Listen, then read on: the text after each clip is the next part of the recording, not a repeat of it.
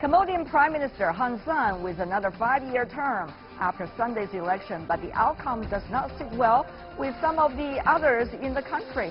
Discussions going on Cambodia's political future and its economy right after this break.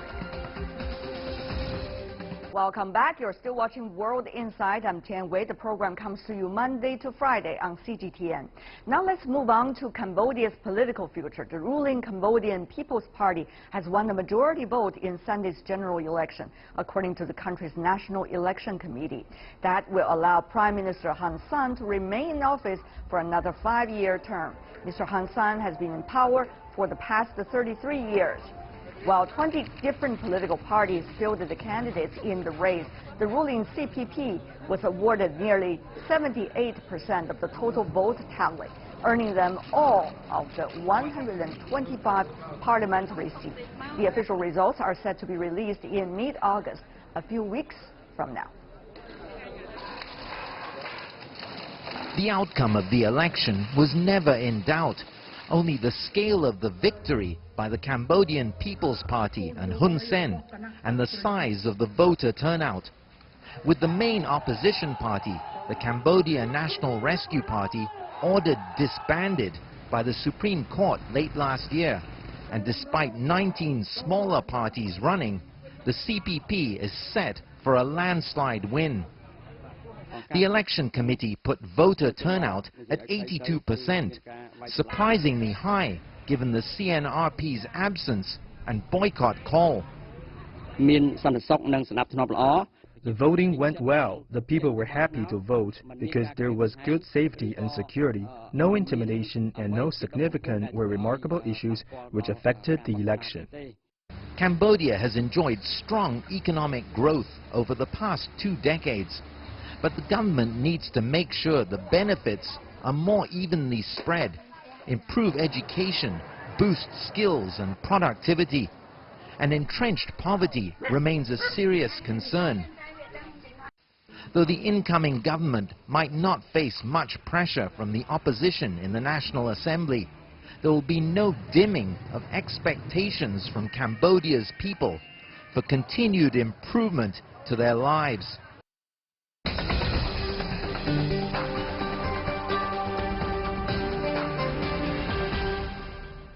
For more on the Cambodian election, we are joined in our Beijing studio by Luo Yongkwon, who is an Associate Research Fellow from the Center of South and Southeast Asia and Oceania Studies of the China Institute of Contemporary International Relations. And in Singapore, we have Lin Tan-Wai, who is an Adjunct Research Fellow at National University of Singapore. I want to welcome to both of you, Mr. Luo and Mr. Lim.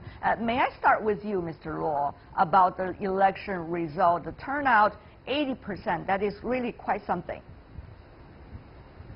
Mr. Luo. Yes, I think this turnout is quite very high. I think why it is very high because the Hun Sen government has made very good preparations. Before the election, as I know that the senior officials, including the Vice Prime Minister and the ministers, they go to the provinces and the cities to ask and discuss and communicate with the local voters. They explain what is the election, how to vote in the election day. So originally, the government, they just expected 60% of the turnout. But at last, they found that they get the 80% turnout. That's right. Members of the opposition challenged the Cambodian election, though, with calls for a boycott. But voter turnout, as we discussed earlier, was a key test for the Prime Minister Hun Sen's mandate. While the voter turnout in 2013 stood at 69%, Sunday's general election reached 80%. That's the number. You see the comparison over there.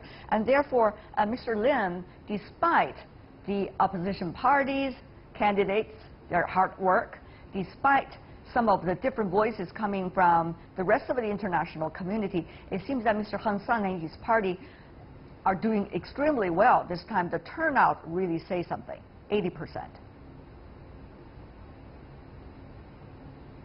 Yes, in the past, turnout has been between 60-something%, as you have mentioned. And at one point of time, there was also a turnout of 90-something%. So 82% is a good turnout.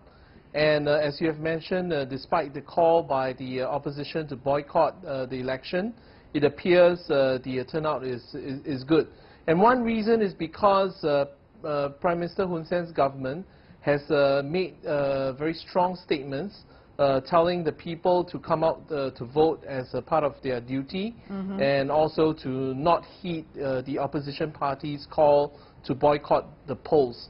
And I think the strong words and the speeches have actually contributed to people turning out and vote. And it appears this reflects the sort of confidence that the dominant party has had. Of course, there are critics of the election as well, and some critics, especially from the West, mentioned that there had been sort of dominance by the party in power, and also some unfairness in the election. So I think it's time for reconciliation and to sort out some of the nation-building issues before the various factions within the Cambodian election. That is exactly the key, isn't it? I mean, after all, a government has to deliver in order to win confidence and eventually the votes. It's the same, I guess, in Cambodia to a certain extent, and therefore, Mr. Luo, about the economic development, Cambodia has been quite active compared to earlier times, as the country has been in peace for quite some time. Tell us exactly what Mr. Hun Sen and his party has committed that would really, from your perspective, could get Cambodia on a longer term of prosperity. Yes, of course. I think the economic development is very important for Mr. Hun Sen because it can help him to gain the political support. I give you an example. If you see from 2013 to 2018, the economic growth rate has around at 7%. 7% means it's very high for the Cambodia, which is a very low-income country. This is one thing. The second thing is about this poverty rate. I can give you another figure that the poverty rate in 2007 is more than 47%, but in 2014 is around the 14%, which means it is very, very helpful for the country's society. And I remember that I visited a workshop in suburb of Phnom Penh that the government has helped the disabled people, even the men, young women, and the children, to give them a lot of job opportunities, to teach them to do the handcraft, to learn to teach them how to draw. So that means that the government has done a lot to help the disabled people, or they call the vulnerable groups, to help them get the opportunities. So Mr. Hun Sen has made great contributions to the country's economic development and social security. We understand you visit the country pretty often, Mr. Luo, but many would say, have you been shown to all aspects of the Cambodia life in order to draw that conclusion? And therefore, I want to go to you, Mr. Lim, as well, about that. I mean, after all, Cambodia has to look for a sustainable way of economic growth. And the Cambodian government has to really deliver after decades of war and also chaos in the country. And therefore, Mr. Lin, from your perspective, what could be that road of economic prosperity? I think Prime Minister Hun Sen's government is often characterized as a strongman regime. And a strongman regime typically has a social contract with the electorate that they need to deliver bread and butter results, outcome, economic growth, and as your program has mentioned, it also needs to have a social equity in distribution of wealth. And so these are the main challenges that the government face. At the same time, Cambodia has reached out to major powers in the region like China in the Belt and Road Initiative, and also work with ASEAN countries to build up the ASEAN economic community. So these are avenues in which it can sort of work with regional partners in order to sort of carry on with its economic development and make it sustainable, and also to learn from the best practices of major powers in the region as well as ASEAN. So Cambodia has a long road ahead, it needs to sort of work with various stakeholders, right, including domestically with the critics as well as the opposition parties as well. Mr. Luo, Cambodia is a very unique country. Of course, every country is unique in their own way, but Cambodia is really one of those unique ones. For example, it is a very religious country, but at the same time, it has a long history of being the colony of the West. Well, after the revolution, shall we say, and the evolution in the country has chosen a path which, as Mr. Lim had just said, getting closer to China, its neighbor, and also the ASEAN countries as well. So how do you see Cambodia is trying to work with all of these remedies at the same time and bring out its own way of development? Once again, I want to have you to address some specific questions, Mr. Luo. Yes, I think Cambodia identified itself as two countries. First one is Cambodia is the less developed country. The second one, Cambodia is the ASEAN country. The less developed country means Cambodia should work with all the countries outside the region or inside the region for the economic cooperation in order to help the country's economic development. That's why, since the end of the Cold War, the Cambodians worked with Japan, United States, EU countries, China, even the United Nations for the foreign investment and foreign aid.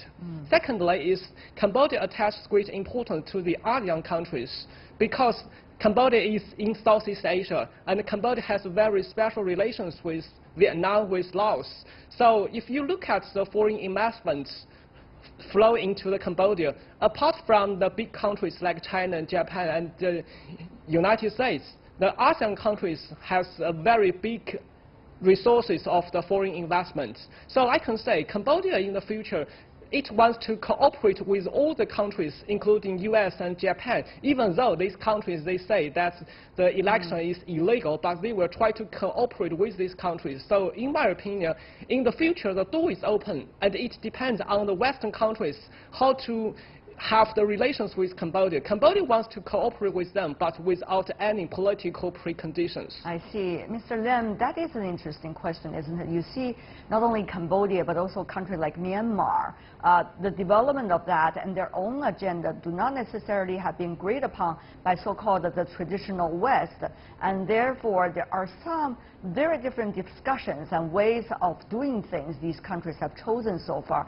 So, Mr. Lim, what do you make of that fact about these developed countries in Asia? These countries are commonly known as the CLMV countries, Cambodia, Laos, Myanmar, and Vietnam. They are seen as latecomers to capitalist market-driven development. So a lot of them are still trying to find the hybrid model in which it fits some of their political characteristics, but at the same time bring about economic development. And this hybridization of in some of these countries, socialist economy, in other countries, strongman political systems. A lot of them requires a special sort of adaptation to local conditions. And so they look to various best practices in the West, as the other speaker has mentioned, in the US, in Japan's developmental model, right, and also to China in its hybridized model as well of development, socialism with capitalism, and also various ASEAN sort of early developers model. So eventually they would have to adapt and indigenize all these conditions to their own unique culture and political systems, and come up with their own sort of nation-building development. Their own remedy, as they say. Mr. Luo, very briefly from you before we wrap up. Yes, I think in the future for Cambodia, the most important thing is to make very good relations with the opposition parties. Even though the opposition parties now they has called the boycott, but I think for the Hun Sen government, it should have cooperate with the opposition parties on the one hand, and on the other hand to collaborate with the international community, ask for more and more investment and techniques from the international community. That is very vital for the investments, for the country's development and society. Right. not only to be straightforward in trying to embrace what is their own way of doing things, but also at the same time balance that with the cooperation with the others. Thank you so much for the two of you helping us better understand the latest about Cambodia. Really appreciate it. Luo Yongkwon and Lin Tan-Wai. Thank you.